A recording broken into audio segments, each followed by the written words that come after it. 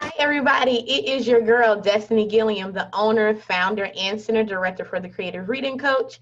And I am here with a special guest. Her name is Miss Lauren Allen. She is going to be walking through with us the ins and outs of basically parent advocacy and the special education system. So before we get started, I always like to let you know that if you are open and willing to schedule a consultation with us, feel free to click the description box and click the link below. All right, let's get started. Thank you, Ms. Lauren. How are you? I'm doing well. Thank you for having me. Yes, I was telling you earlier, like I'm so excited about this. Like this is some pure black girl magic all the way Absolutely. around. Absolutely. So glad to have you. So we'll jump right in so the people can get what they want, okay? Yes. All right, so tell us about yourself. Introduce yourself to the community. So my name is Lauren Allen, and I have a consultation business, Lauren Allen Educational Coaching and Consultant, and I am basically an IEP coach and a special education parent advocate. And so with that, I basically coach parents through the special education process. My background is I was a special education teacher for nearly 10 years. Wow. And I've taught in different special education settings. My first setting was in a self-contained classroom, working with students with the disability of emotional disturbance. And so they had a lot of behavior issues. And so I'm familiar with like the special education lingo, behavior intervention plans, and FBA's, functional behavior assessments. So I know all about those. And then after doing that for a few years, I moved to be an inclusion teacher, inclusion and / resource teacher, and I absolutely love it. During that time, I became a reading specialist, so really helped my students with the disability of developmental delay, really helping them to learn those early literacy skills as well as the early math skills. So I am a proponent of early intervention. Yes. So that's my background. And then just this year, 2020, I said, you know what? The rollout of distance learning had me feeling some type of way. Absolutely. I was able to kind of, even though we were in a pandemic, I was able to take a step back and say, hey, how can I really support parents? I was noticing I was having meetings and parents weren't asking questions. And so I took a look at like, hey, what type of training are they receiving? What type of information are they receiving? Because it was a knowledge gap, because the special education process is so encompassing. It's a lot of information. And I noticed parents just need somebody on their side and somebody they can talk to. So that's why I became a special education advocate, and I look forward to sharing some more information right now.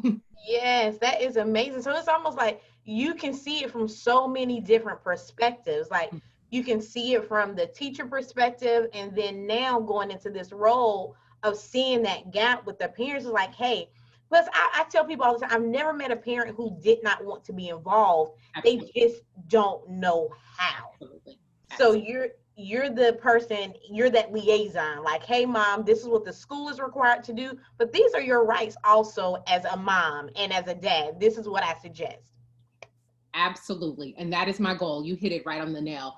Really just, hey, when the school says this, you can ask them this question. This will help you be able to monitor what is called the IEP. I know we're going to jump into that, called the IEP, or the individualized education plan. This will help you kind of monitor it, because it can be overwhelming. Like as a parent, you have so much on your plate, and now your student, needs to receive your child needs to receive special education services. You may not know where to start. And so that's where I can come in, let you know questions, let you know your rights. And it is important for me to say, like, a special education advocate is not an attorney, but we do have. I like that. I'm not an attorney, but we do have special knowledge of special education processes, protocols, and policies. And we really have a clear understanding of the educational system. And you know what, that's so important too, because when I was in the school system, even as a teacher, because believe it or not, I don't know if parents know this, but teachers aren't necessarily even trained on what that process is either. So what happens is that you identify the kid and you recognize that they need some support, and it's like everybody's in like, what we're gonna do next, that type of thing. So just having that understanding that you don't have to take what someone is just giving you. Like this is your right. This is their right. Yeah, The goal is for them to be successful and confident with whatever, content that is placed in front of them. absolutely. Absolutely. Perfect. So we'll jump right on in. So what is, and you touched on this a little bit, I did. what is a parent advocate and who do they serve?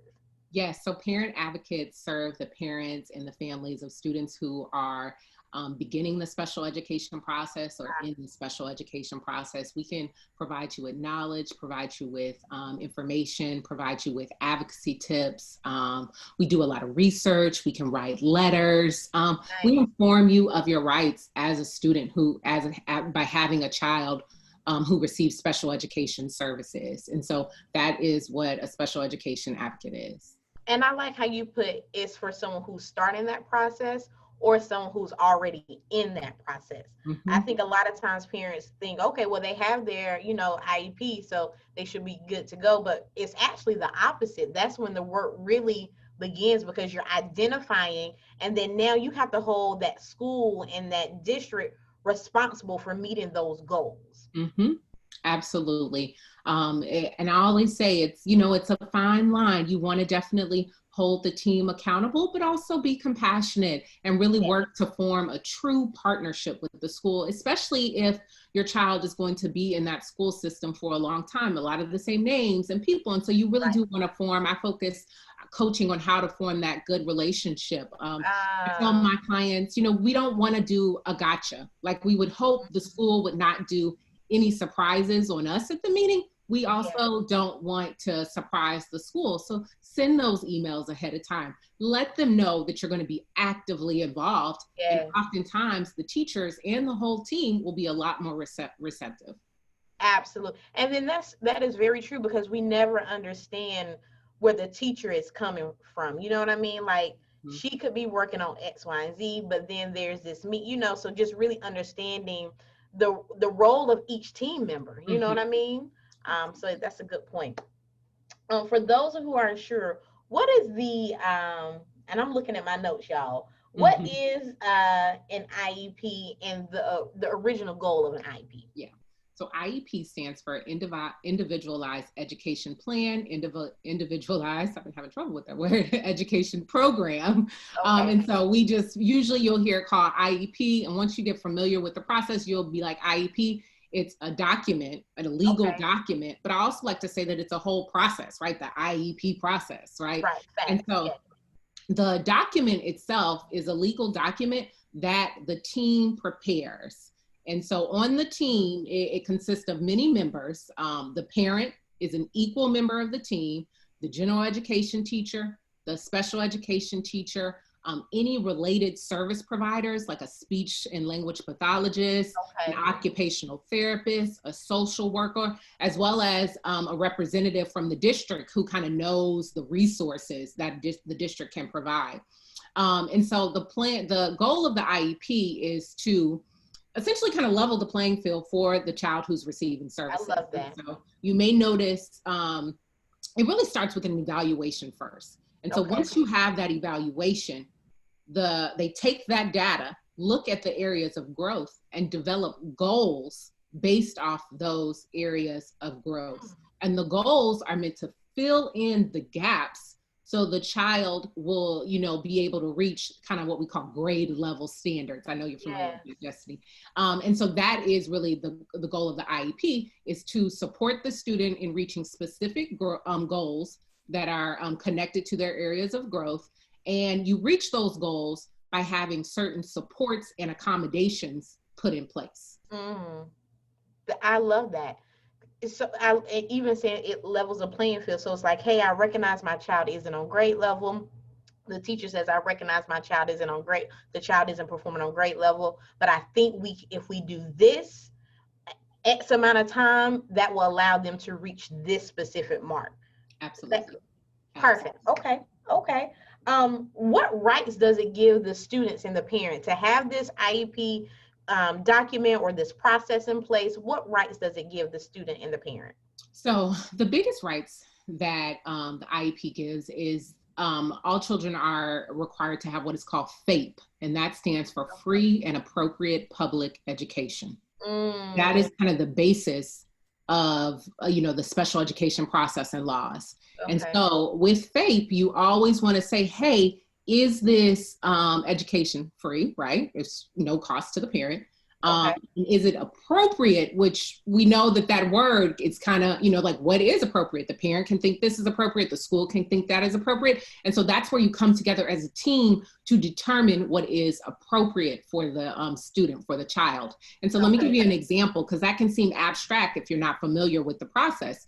For example, if you have a student who, maybe they are reading below grade level, right? You wouldn't just say, hey, we're going to put this kid in a self-contained classroom. They have the right to be educated in what is called the least restrictive environment. And so instead of saying, hey, this student is going to be with the reading specialist all day, or, in another classroom all day, we would say, hey, we're going to develop this IEP. The student will have some reading goals, and the goal will provide these certain supports so they can start working towards the standard for reading. And I kind of lost my train of thought a little bit, but yeah. And so then it would basically be helping, like going back to that leveling the playing field. Those would be their right, is that they can receive all of these supports in an appropriate setting for the student, for the child. Got it.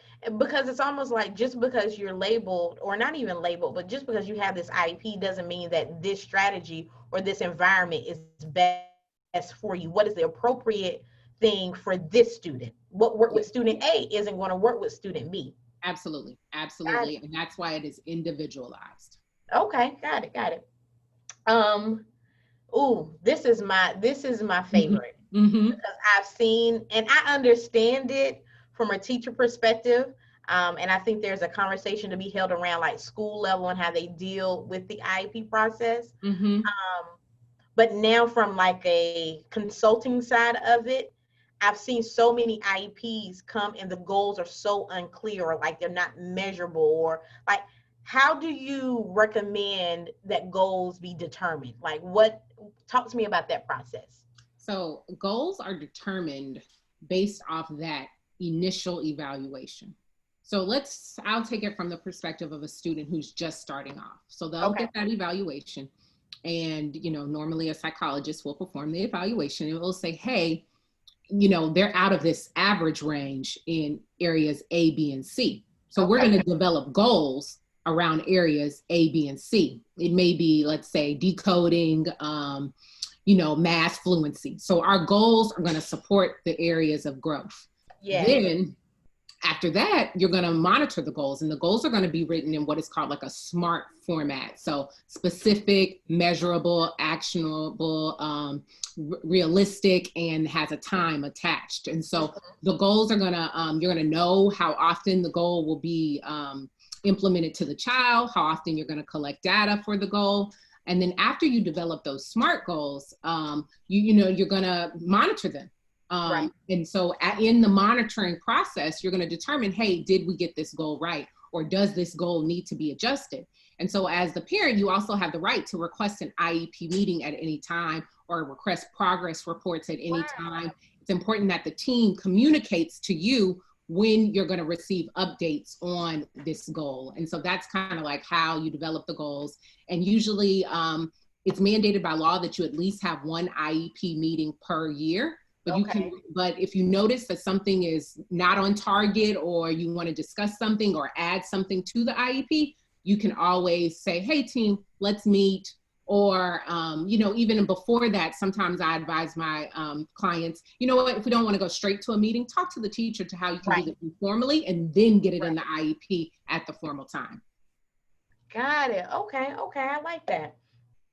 So talk to me about the process leading up to the IEP, because that can be, I've heard parents in the school system and they're like, yeah, we have an IEP. And I'm like, I know it just didn't happen that quickly, because it takes so many people to evaluate that child. And then there's like a discrepancy rule. Talk to me about all of that good stuff. How does that look?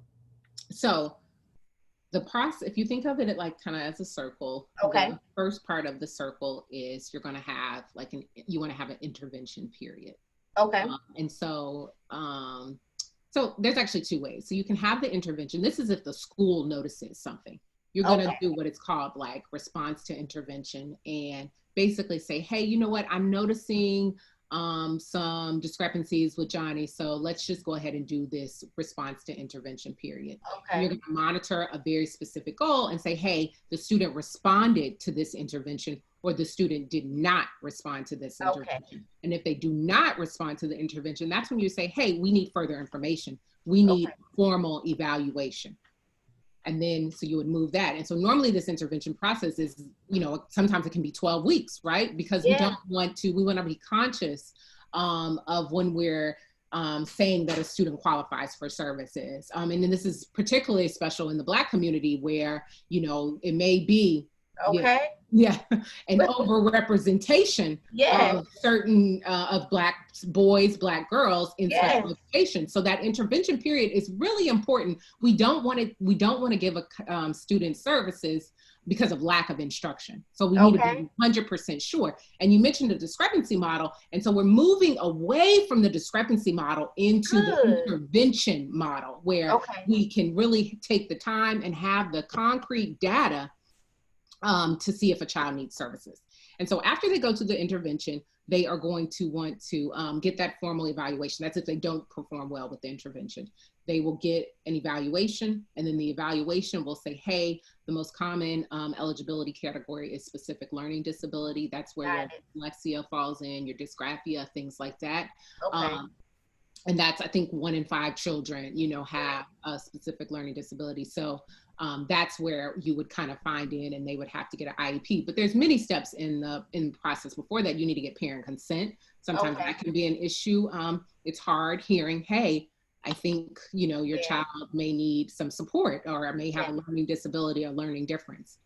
And so that's kind of like when the school notices. But as a parent, you are a part of the team, one, and you know more about your child than anyone. Right. So you are probably going to notice something before anyone else. Yeah. So some things you can do from the parent side is talk to your school.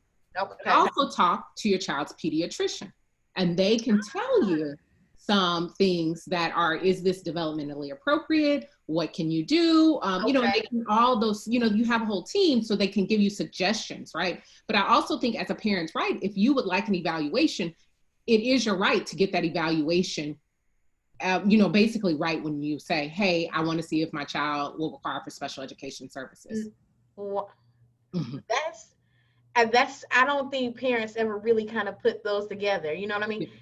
Because I've seen it happen so many times that we've acted on the behalf of the student and then we alert the parent. And I can count on one hand how many times a parent has come to us and said, hey, let's start the process. So that's good to hear. I also want to double back to what you said earlier, though. That's almost a response to intervention. So the teacher recognizes something, and so she or he makes those interventions in class first, and then monitors it for about 12 weeks. Is that how it usually goes? Yeah, and it's different in every school district. So I know this will be nationwide. So, you want to check with the rules of your district, what that will look like. But yeah, typically it can be anywhere from 6 to 12 weeks, that kind of response to intervention. And it's usually, from my experience, it's a whole team. The teacher will say, hey, I want to submit this student on behalf of our TI, and it'll be the general education teacher, a special education teacher will involve. I know some schools and school districts even have what they call an RTI coordinator to really monitor this process, because we don't really want kids to fall through the cracks, right? Gotcha. We want to make sure all kids are getting exactly what they need, especially, ones that are going to need the services and supports. Got it. Okay. All right. And we've talked about this, or we can put it directly on the question: who is involved in this process? When the parent thinks about everyone, because the table can seem so big and they can seem overwhelmed, their voice can seem so small. It's like, no, girl, your voice is the biggest voice in here, really. Who's in that process? Yes. So there are, by law, this is one of the things that all these people have to be at the IEP meeting. So remember that this is legally bound. It's a parent or guardian, Okay. the general education teacher. So that's like the teacher of the main classroom, a special education teacher. Typically there's like a representative from the school. This could be called like a LEA representative, yes, or it's called different things in different states. Then there's the related service providers. If your student needs speech and language, occupational therapist, social worker, then there's someone who can interpret the evaluation results. And so this could usually be a psychologist, or in some cases, if it's not like at the beginning of the process, the special education teacher could do that. And so those are, I have my little list, let me make sure. And then the parent, I already said the parent, but I'm going back to the parent because what I always tell my clients is the school has about 5 people at the table. Mm-hmm. And if you go by yourself, you know, if you're partnered or not, you know, like it may be 2 of you guys. Right. But you never want to go to the IEP meeting alone because the dynamics of it is already in favor of the school. And, and you know, even if you're the most outspoken person, you're going to want somebody who's going to be in your corner. And that's not to say that the teacher may not be in your corner, but it's just, you're going to feel a little bit more empowered, more supported, a little bit more bold if you have another person there, whether that's your husband, your cousin, your auntie, anybody, or even, and that's where advocates can step in. You know, we can attend meetings with you. Really, you just don't want to go alone. So that is, I always recommend you have somebody at the table with you who can just be there for moral support. Yes. And you know what? I love the family support, but I really love the advocate support because especially a good advocate will know the school system. Yeah. So there are certain things, like even when I attend, you know, meetings on behalf of my reading clients, there are certain key words I know to say that will lead that conversation in a different direction. Because I don't ever believe that a teacher will willingly want to do something that will go against the student, but you also have to think about motive and the dynamic. So we're talking about one baby in a school that may have 800 kids. Absolutely. So an advocate's job is to get in there and lead that conversation in the direction regardless of what the school has going on. Yes, absolutely. Absolutely. And that is definitely my stance. And I also like to coach. That's why I say coaching too, because this is a long-term process, you know, like I encourage my clients not to get caught up kind of in some what could be small or trivial, and I can help broaden the picture for them and say, hey, we're going into this meeting. These are some steps you can do. That way, you know, after 2 or 3 years, you won't, I'm putting myself out of a job, right? You won't need me because you're going to know the questions to ask. You're going to know when to slow down the meeting so you can make your point. You're going to know how to collaborate with the team. Yeah, so that's what I always encourage my clients. Love it, love it, love it. So when completing this IEP process, what is it that a parent should be aware of, good and bad? We want to show them both sides. So we will end on a good note. So I will give you some common kind of like IEP myths. And I think one of the things that you can be caught off guard with if you're new to the process is once you have this legal document, you think everybody's going to be following the document. You better say that. Yeah. So it is, I encourage parents to start off a little stronger. Yes. You know, and then as things, you kind of see the team you're working with, you know, then you can pull back if needed. But, you know, you want to have your own practices in place to monitor the IEP, making sure it's being implemented correctly. Like, and an advocate, I can give you questions to say, like, you know, how are you going to be communicating with me, you know, and updating me on my child's goals? You know, like, are you going to be doing that bi-weekly? You know, like just small things to make sure that it's being implemented appropriately. What's my child's schedule? What does it look like? How does it change? You know, because sometimes parents don't realize on Mondays they go to art and the art teacher might be a trigger. And that's why every day on Monday they have this issue, you know, and so it's really important. What is the schedule so you can know and be informed about that? And so that's one of my biggest myths. Sorry about this. Oh, you're fine, girl. I'm sitting here. I have my phone because my daughter texts me randomly throughout the day with her distant learning work. So you're good. Yeah, it's my little alarm. Yeah. Yeah, so you want to know, you want to just be able to monitor that. And then I always say there's like, I can give you tips on if you want to be like, I'm trying to, how do I say this? Like hardcore, right? I Okay. want, and then I can give you tips if you're, because it's kind of my personality, you just want to be relaxed, but you want to still make sure that things Right. are getting done. So that is one of my biggest myths. And I think another thing is, I think about special education from when I was in school, and as a parent, you may think about it being just kind of like this room where the kids go to. Yes. And so it's really moving towards inclusion. And it's been like that for a lot of years. And so it's really important for parents to understand that they're receiving these supports and services inside the classroom with their peers who are developing appropriately. And so you really want to know how the special education teacher is working with the general education teacher too, because all parties are giving these services to your child. So I think that's important for them to realize that it's not like they're being taken out to this room where it's, like a one-on-one. It's like, hey, it's an inclusive environment for them. Right. Nice. Okay. So what is the process if the child isn't meeting those original goals that were set? So like we start out, we're like, okay, we have them evaluated.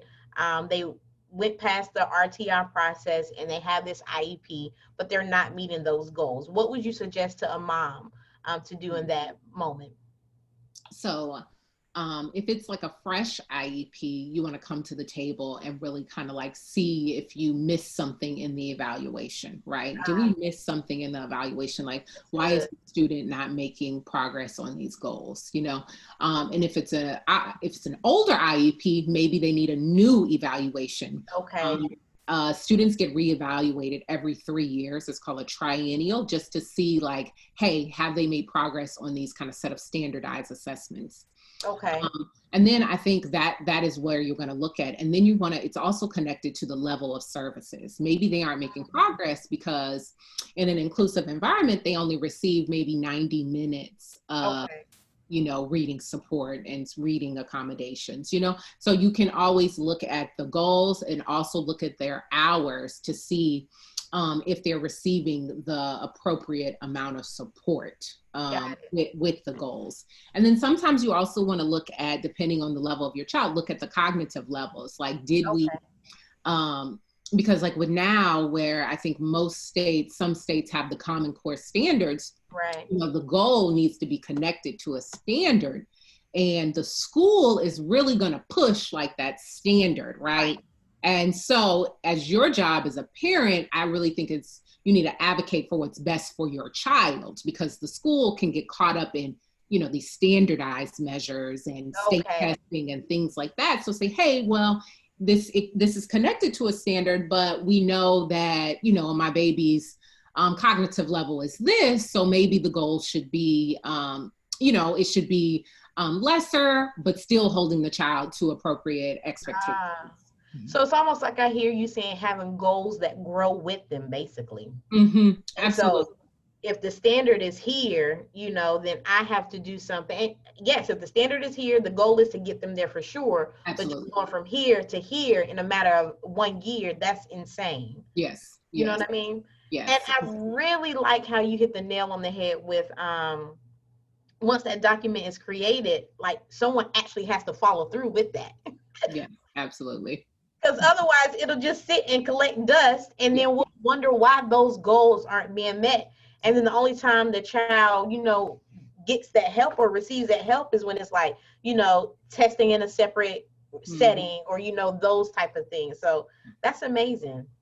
And one of the things that I want to encourage parents is, like your child will get a report card, depending on what kind of setting they're in. They'll get a report card, but they'll also get what is called an IEP progress report.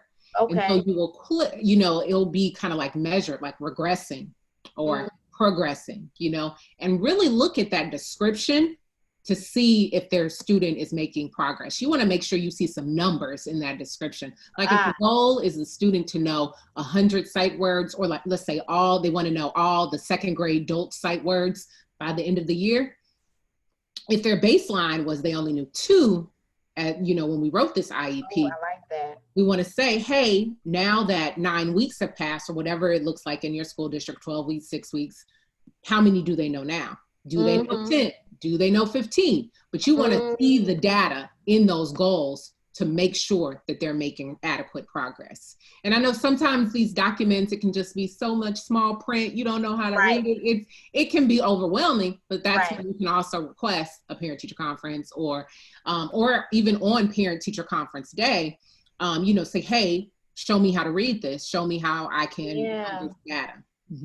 I love that. Attach a number with their progress. It's that simple. Yeah. Like, because we attach a number when we evaluate them. Absolutely. So why not attach that same number to show how they're progressing? Otherwise, just leave comments like they're making good gains. I don't want to hear all that. Tell me, show me the numbers. That's what I want to hear. Yes. Okay, I love that. I think we came to the end. Oh my gosh! But it went so fast.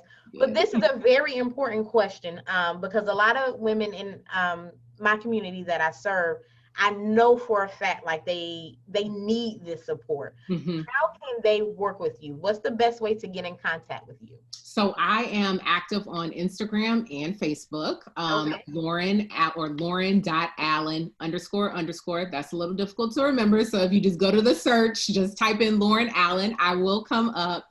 My website is laurenallened.com. And on my website, you can book a consultation right away. I provide and speak with any family for 45 minutes to hear your concerns. And then I can outline the best advocacy plan for you. And also I'm an avid Instagram user. So link in bio, it'll take you straight to my consultation page. But if you're on Facebook as well, my Facebook name is Lauren Allen, IEP support and consultation. But if you just type in Lauren Allen, I'll come up, and that's the best way to get in touch with me. I'll set up a consultation and then kind of talk you through what an advocacy plan would look like. Let's do it. Work with me, yes. Let's do it. We need all of that because that's the especially with a team who can help them understand because if a mom understands, number one, the process, then she understands what the real problems are based on that evaluation, then you can get them the right help.